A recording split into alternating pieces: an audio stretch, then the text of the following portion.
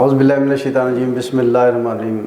آپ کا ہوسٹ یاسین لاکھ سین نیوز کے پروگرام پولیٹیکل سین میں ہم آپ کو خوش آمدید کہتے ہیں۔ ہمارے ساتھ اسٹوڈیو میں تشریف رکھتے ہیں جبار مفتی صاحب، کسی تعارف کے محتاج نہیں، مچ سینئر جرنلسٹ ہیں۔ پاکستان کی سیاست ہو، معیشت ہو یا دیگر مختلف شعبہ جات ہوں، ان پر گہری نظر رکھتے ہیں۔ ہم ان سے بات کریں گے پاکستان میں ہونے والے انتخابات کے حوالے سے کہ اپڈیٹس کیا ہیں۔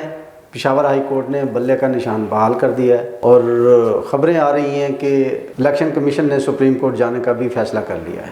تو سر اس بارے میں کیا کہتے ہیں آپ؟ جی بسم اللہ الرحمن الرحیم۔ یہ بات تو بالکل کنفرم ہے کہ پشاور ہائی کورٹ کے ڈویژن بینچ نے فیصلہ دیا ہے اور آپشن موجود ہے الیکشن کمیشن کے پاس کہ وہ سپریم کورٹ میں اپیل میں جا سکتے ہیں۔ کل اجلاس ہونا ہے جس کے اندر یہ فیصلہ کیا جائے گا کہ یہ اس کو قبول کر لیا جائے یا اس کے خلاف اپیل میں جایا جائے اس حوالے سے۔ لیکن اگر یہ کہیں کہ ایک جمہوریت پسند لوگ آدمی کے طور پر یا جرنلسٹ کے طور پر رائے کیا ہے، تو میرا ذاتی خیال یہ ہے کہ اگر اب الیکشن کمیشن سپریم کورٹ میں جاتا ہے تو اس کی غیر جانبداری پر ایک دھبا لگ جائے گا، حرف آئے گا، اور اس کو یہ خوش دلی کے ساتھ یہ قبول کر لینا چاہیے یہ فیصلہ۔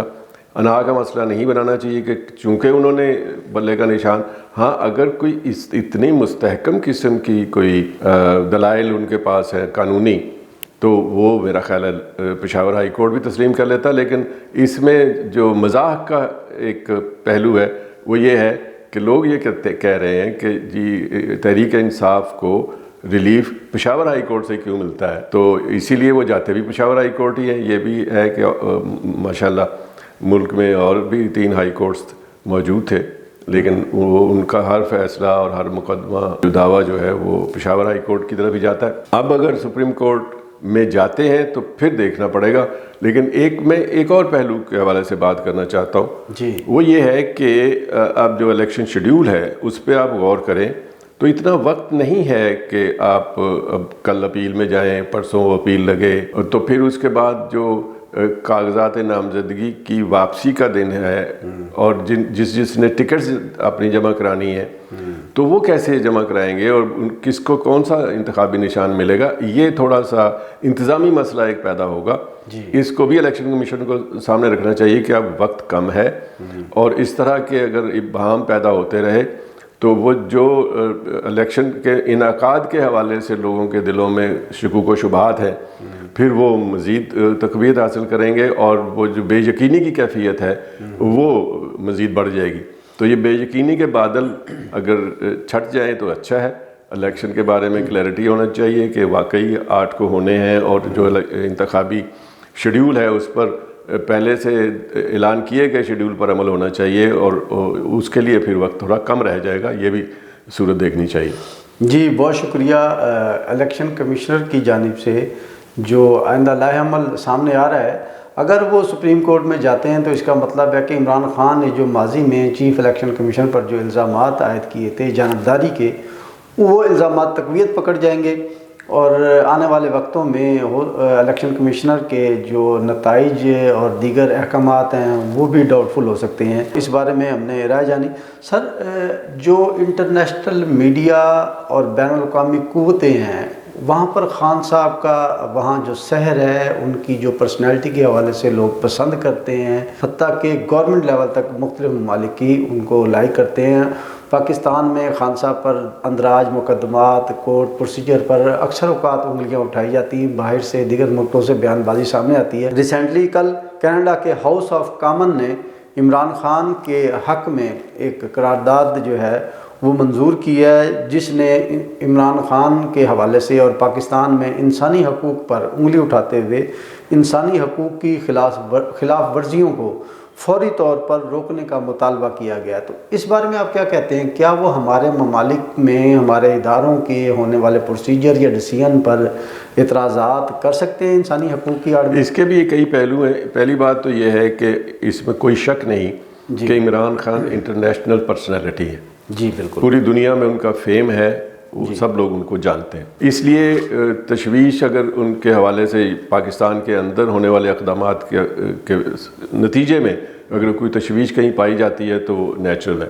لیکن اس کا جو دوسرا پہلو ہے کہ کینیڈا کی پارلیمنٹ کا دارالعوام جو وہاں کا ہے، ہاؤس آف کامنز، تو وہ ایوان زیری جو وہاں کا، تو اس کو قرارداد منظور کرتے وقت یہ سوچنا چاہیے کہ دوسرے ملکوں کے معاملات میں مداخلت کی حد کہاں سے شروع ہوتی ہے اور کہاں ختم ہوتی ہے۔ یہ اب کسی ملک کے اندر کسی سیاسی رہنما کے کاغذات منظور ہوتے ہیں نہیں ہوتے، تو میرا خیال ہے کینیڈا کا مقام کوئی اقوام متحدہ کا مقام نہیں ہے کہ وہ اس میں کوئی فیصلہ کرانے کے لیے آگے بڑھے، یا اس کے دوسرے ممالک کے معاملات میں عموماً مداخلت سے پرہیز کرنا چاہیے اور ہوتا بھی رہتا ہے۔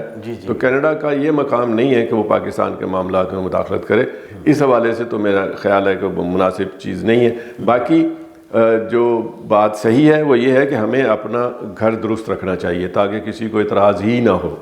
دنیا میں جو جمہوریت کی اقدار ہیں، جمہوری اقدار، مضبوط جمہوری اقدار جن کو سمجھا جاتا ہے، اس میں کسی بھی کینڈیڈیٹ یا کسی بھی پارٹی کو ٹارگٹ کرنا اور اس کے لیے مشکلات پیدا کرنا یہ پسندیدہ امر نہیں ہے۔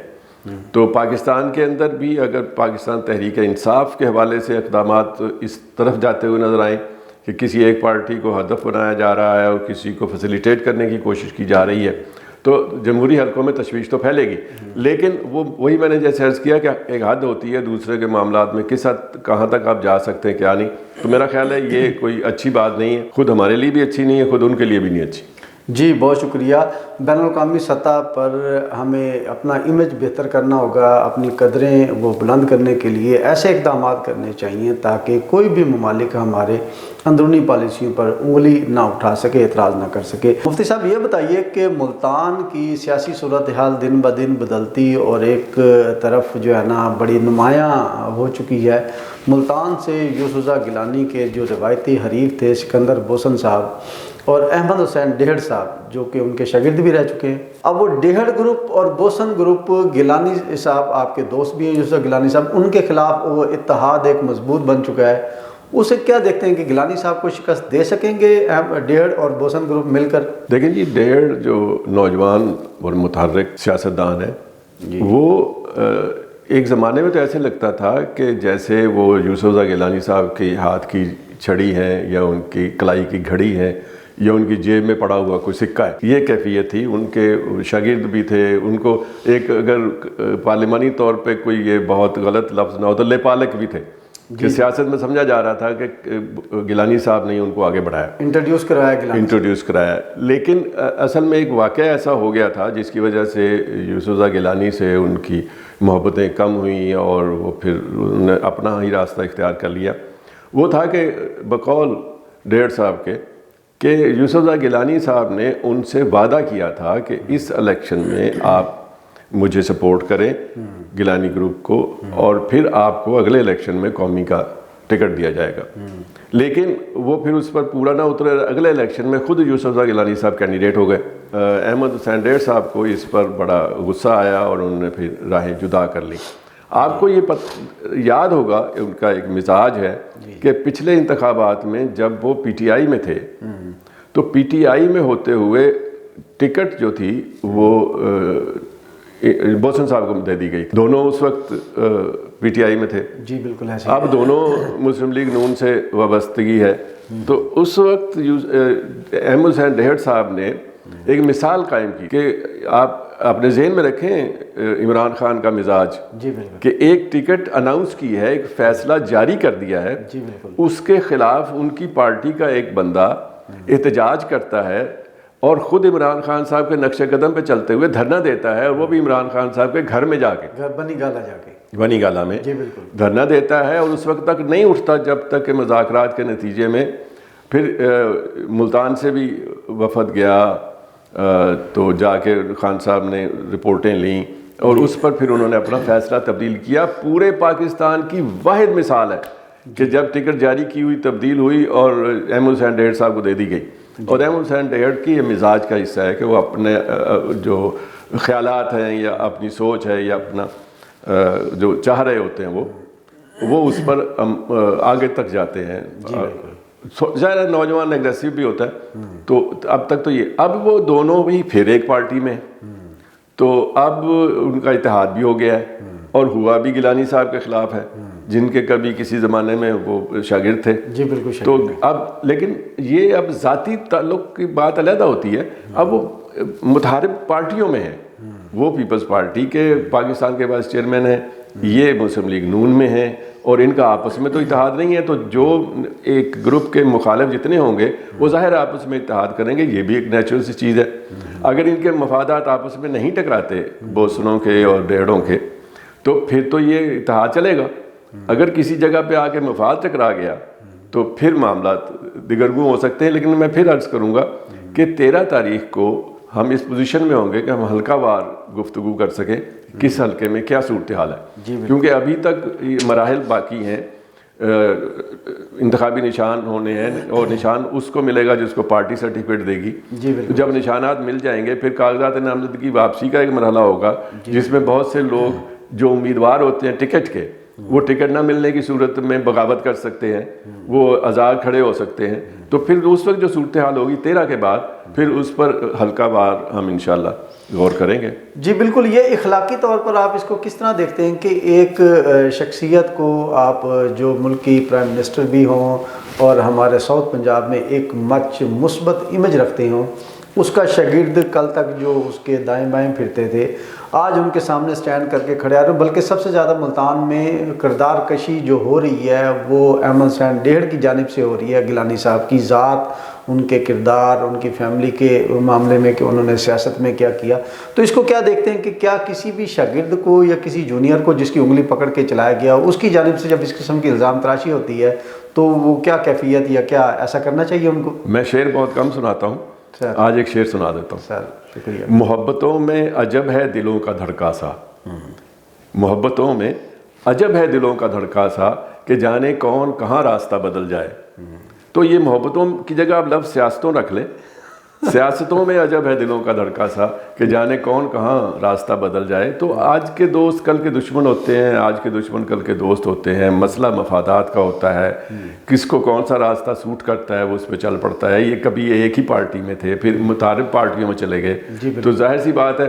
اور جہاں تک شاگردی استادی کا تعلق ہے تو ہر کسی نے کہیں نہ کہیں سے آغاز کیا ہوتا ہے. تو پھر وہ گیلانی صاحب کا معاملہ یہ ہے کہ وہ ان کا خاندانی پس منظر سیاستدانوں کا ہے. پارٹیشن سے پہلے سے وہ مسلم لیگ میں اور سیاست میں ہے، لیکن پھر وہ آخر انہوں نے مسلم لیگ چھوڑ کے پیپلز پارٹی میں بھی گئے نا. جی بالکل گئے. تو کچھ عرصہ مسلم لیگ کے ٹکٹ پر بھی وہ یہاں پر، پھر وہ پگاڑا لیگ میں بھی گئے کیونکہ وہ ان کے خالو بھی ہیں، تو رشتہ داریاں ہیں. تو اس طرح بہت سارے عوامل ہوتے ہیں جس میں فیصلے تبدیل بھی ہوتے ہیں، قدم آگے بھی بڑھتے ہیں، رکتے بھی ہیں، مڑتے بھی ہیں.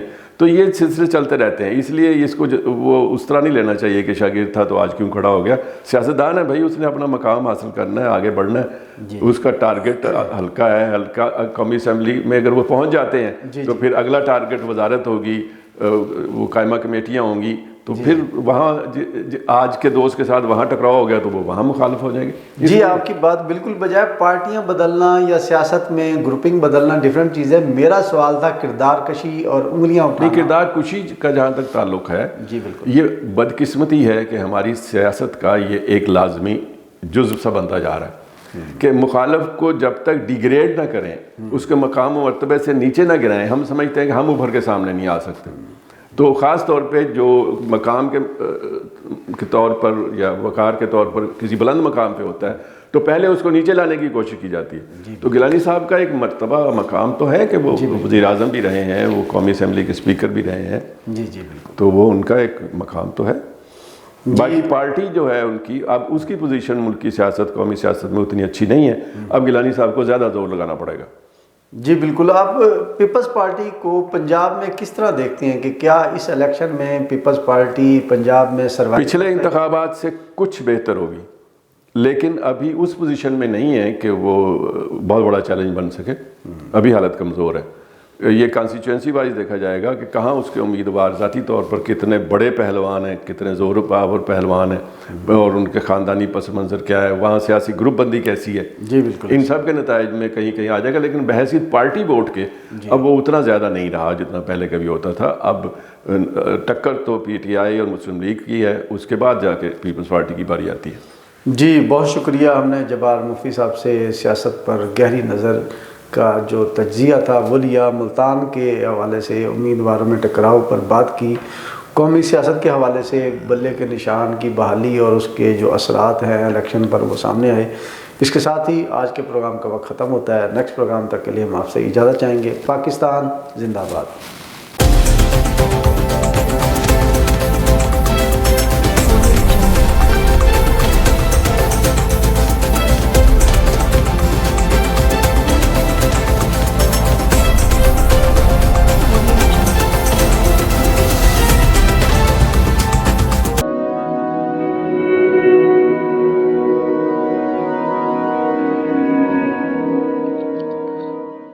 رزق اللہ کے ہاتھ میں ہے، اور کبھی کبھی رزاق رزق کی تقسیم کا اعزاز ان لوگوں کو بھی عطا فرما دیتا ہے کہ جو حالات کی کڑی دھوپ میں شجرے سایہ دار ہوتے ہیں۔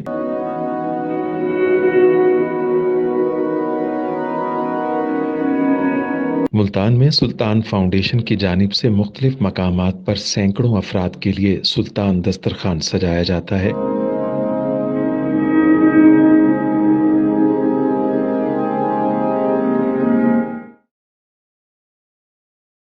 ہر انسان سلطان دسترخوان کا مہمان بنتا ہے۔